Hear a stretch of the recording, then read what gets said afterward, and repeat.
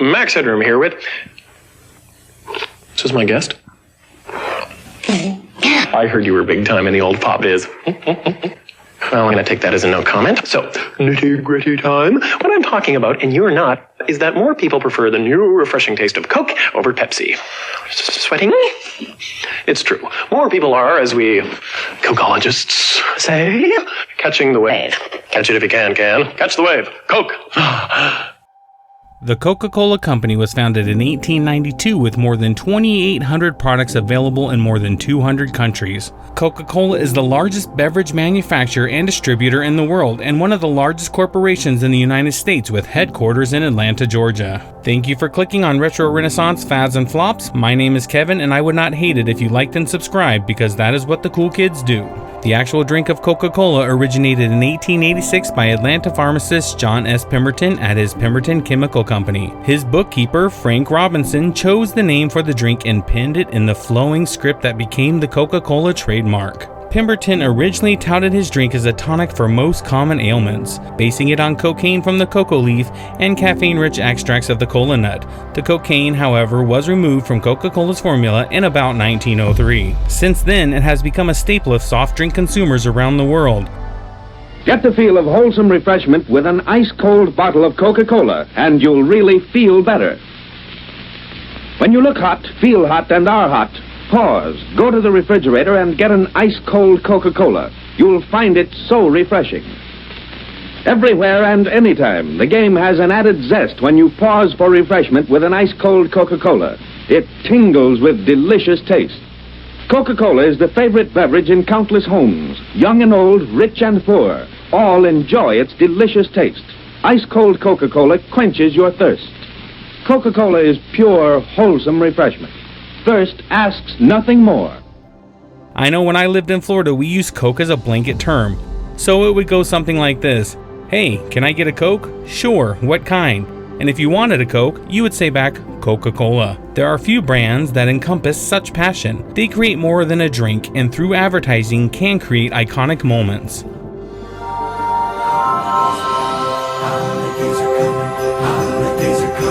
Holidays are coming, holidays are coming. 'Tis the season, watch out.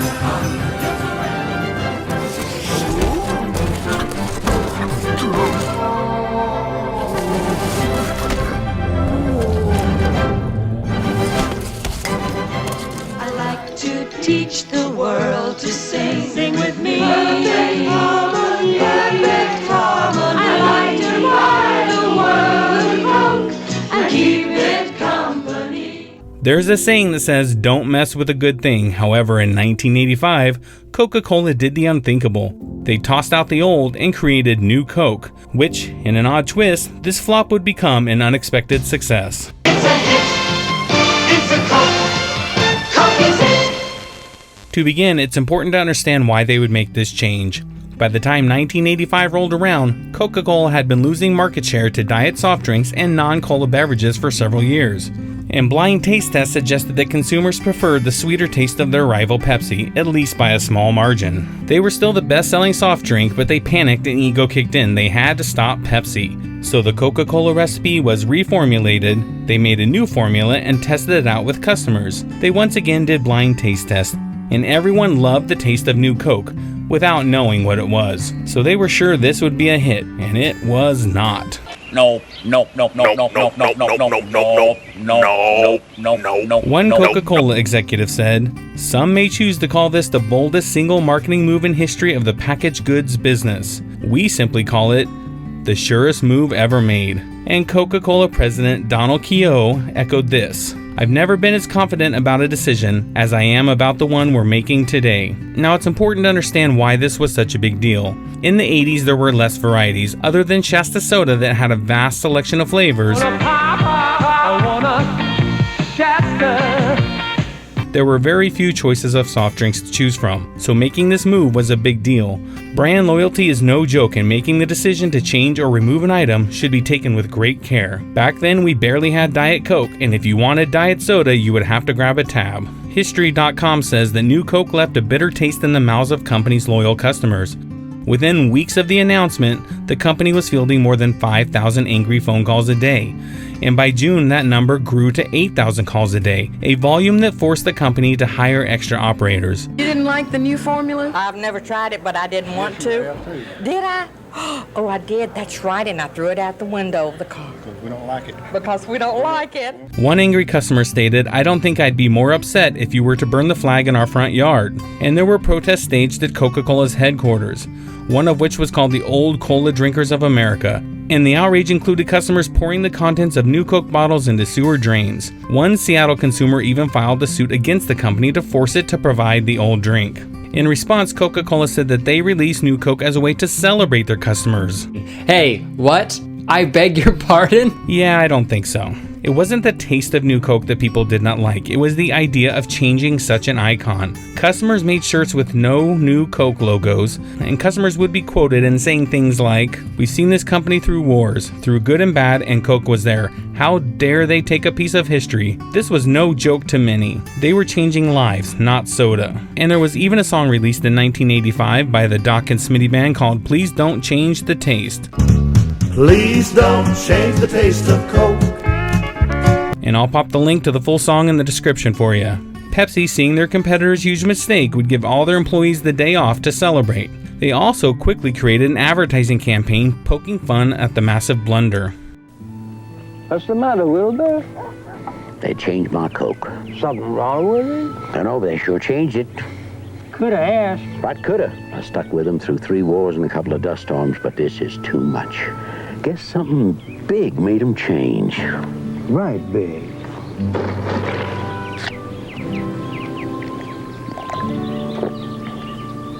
Right big. Pepsi, the choice of a new generation. Still coulda asked.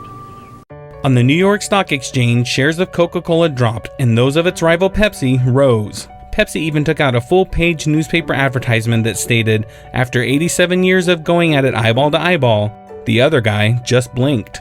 And the outrage caught Coca-Cola executives by surprise. They hardly made a rash decision when deciding to do this, as it was supported by data. They performed 190,000 blind taste tests on US and Canadian customers. So the message was clear, they loved the taste of new Coke. But they didn't count on the connection with the brand. It took just 72 days for Coke to correct their mistake. I'm Don Keogh, president of the Coca-Cola Company. When we brought you the new taste of Coke, we knew that millions would prefer it, and millions do. And we knew that it would beat the taste of our major competitor, and it does. What we didn't know was how many thousands of you would phone and write asking us to bring back the classic taste of original Coca-Cola. Well, we read and we listened. The company reintroduced the original Coke formula.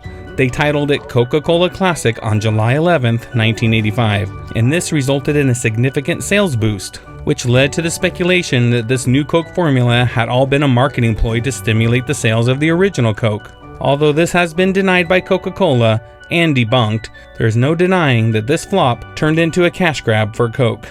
Now that wouldn't be the end of New Coke. In the store you would see New Coke along with Coke Classic, and the company produced both. For quite some time actually. Despite its poor reception, New Coke continued to be sold, and in 1992 it was renamed Coke 2. However, sales were small, and the beverage was discontinued in 2002. But the love of the 1980s returns, and so does New Coke. That's right, it's back. Well, it was anyway, for a limited run thanks to Stranger Things in 2019. How do you even drink that? Because it's delicious. You see, the hit TV show takes place in 1985, and New Coke was noted in the show. So Coke secretly started making some New Coke. It was so hush-hush, it was even given the code name Project Renewal, and the recipe had to be dug out of the vault. And Pepsi did a similar thing with Crystal Pepsi. And so that ends our short little history of New Coke. A flop, a fad, a success, whatever you want to call it. I want to thank you again for watching. My name is Kevin. I would appreciate a like and subscribe as we're still a new channel trying to grow. If you have any questions or comments, leave them in the comments below. And if you didn't like the content, go ahead and click on that link in the description. As always, have a wonderful, wonderful day.